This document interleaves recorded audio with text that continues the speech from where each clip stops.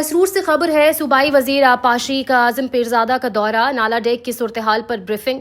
Sialkot information سے خواجہ ایمان کی رپورٹ کے مطابق صوبائی وزیر آبپاشی محمد کاظم پیرزادہ نے پسرور کا دورہ کیا اور کیڈٹ کالج پسرور میں نالا ڈیک کی موجودہ صورتحال پر بریفنگ لی۔ اجلاس میں commissioner Gujranwala Naveed Haider Shirazi, D G P D M A Irfan Ali Khatia, deputy commissioner Saba Asghar Ali, پارلیمانی سیکرٹری آبپاشی رانا محمد فیاض سمیت متعلقہ محکموں کے حکام شریک تھے۔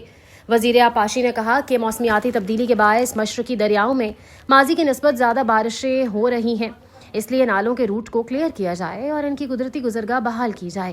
نالوں اور دریاؤں کے کنارے تجاوزات کے خلاف فوری گرانڈ آپریشن کا حکم دیا گیا۔ کمشنر گجرانوالہ نوید حیدر شیرازی نے کہا کہ انتظامیہ پوری طرح الرٹ ہے، شہری وارڈنگ پر عمل کریں تاکہ کسی نقصان سے بچا جا سکے۔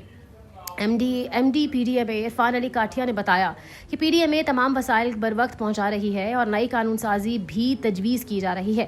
ڈپٹی کمشنر صبا اصغر علی نے بتایا کہ نالا ڈیک میں طغیانی کے باعث 6 مقامات پر سڑکوں کو نقصان پہنچا ہے، 3 مقامات پر بحالی ہو چکی ہے جبکہ باقی پر کام تیزی سے جاری ہے۔ نالا ڈیک کے ارد گرد 5 ریلیف کیمپس قائم کیے گئے ہیں جن میں خوراک، ادویات اور دیگر سہولیات فراہم کی گئی ہیں۔ دریائے جموں توی میں پانی کی سطح بڑھنے سے 16 دیہات متاثر ہو سکتے ہیں، جبکہ طغیانی کے باعث 5000 افراد اور 1450 مویشیوں کی محفوظ مقامات پر منتقلی کی ضرورت پڑ سکتی ہے۔